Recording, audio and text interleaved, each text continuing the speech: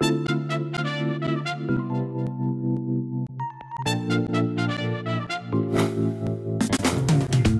fais travailler les étudiants sur l'aspect aussi bien relationnel, comportement en entreprise que l'aspect technique. Comparé à la 4e année, il faut être assez motivé pour faire la 5e année finance. Ça demande un rythme assez soutenu, étant donné que les contrôles sont en continu. Et ça peut tomber à tout moment, surtout en finance. Bon, les grands thèmes qu'on aborde, d'abord la finance approfondie d'entreprise, c'est-à-dire en fait l'analyse financière de haut niveau qui travaille sur des documents qui sont essentiellement ce qu'on appelle les cash flow statements. Ensuite, deuxième thème très important, ce qu'on appelle la FUSAC, fusion-acquisition.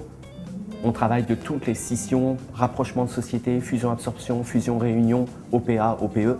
Le contrôle de gestion, le pilotage. Donc ça, c'est un thème très important. Et enfin, nous abordons le thème de l'audit financier. Donc pour certaines personnes rentrent en cabinet d'audit et donc on travaille sur la méthodologie qui a été mise en place aujourd'hui par le H3C, le Haut Commissariat aux comptes. Il y a bien évidemment de la fiscalité également. Il y a du droit des affaires, droit pénal des affaires, voilà, et de l'anglais financier. Mais également l'informatique qui a une place importante puisqu'un contrôleur de gestion travaille essentiellement sur Excel, VBA.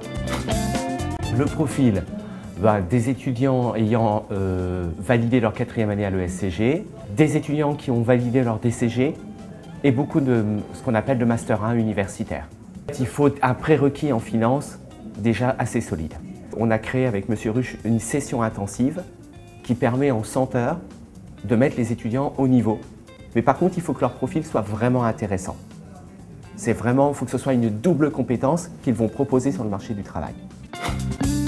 Nous avons choisi 3 métiers avec M. Ruch quand nous avons monté ce master. Le métier de contrôleur de gestion, le métier d'analyse financier et le métier d'auditeur. Il faut savoir qu'en contrôle de gestion aujourd'hui, il y a énormément de débouchés.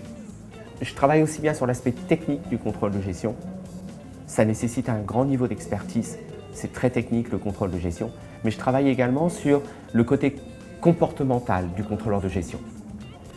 Parce que c'est un métier à part, le contrôle de gestion. C'est un individu qui intervient dans une entreprise sans avoir de lien hiérarchique. Il ne peut pas donner d'ordre. Par contre, il a une pression, c'est la pression de la direction. Il doit mettre en place des plans, mettre en place des budgets, faire du pilotage, assurer de piloter l'entreprise pour atteindre les objectifs qui étaient initialement fixés. Du fait qu'on soit une année quasi à plein temps à l'école, vu que c'est du 4-5e, ça permet du coup de remplir des missions qui pourraient être confiées à des personnes en CDI ou CDD dans l'entreprise. Étant donné qu'il y a de l'alternance, ils doivent gagner en expérience. Il faut que l'expérience soit un véritable atout, plus que leur diplôme. Et donc, quelque part, on attend quelqu'un qui est déjà capable d'avoir des grandes qualités managériales. Parce que le contrôle de gestion, étant donné qu'il n'y a pas de lien hiérarchique, je le répète, suppose que vous ayez beaucoup de charisme. L'autorité va venir de vos compétences. On peut mettre en place le système de contrôle de gestion que l'on veut, aussi bon soit-il. S'il n'entraîne pas l'adhésion, c'est l'échec. L'adhésion, c'est force de charisme, force comportementale. Le fait qu'ils soient baignés en entreprise aussi longtemps, puisque je vous rappelle quand même le rythme de la 5e année, ils ont cours tous les vendredis et un samedi sur 2. Ce qui veut dire qu'ils sont en entreprise du lundi au jeudi. C'est une véritable immersion.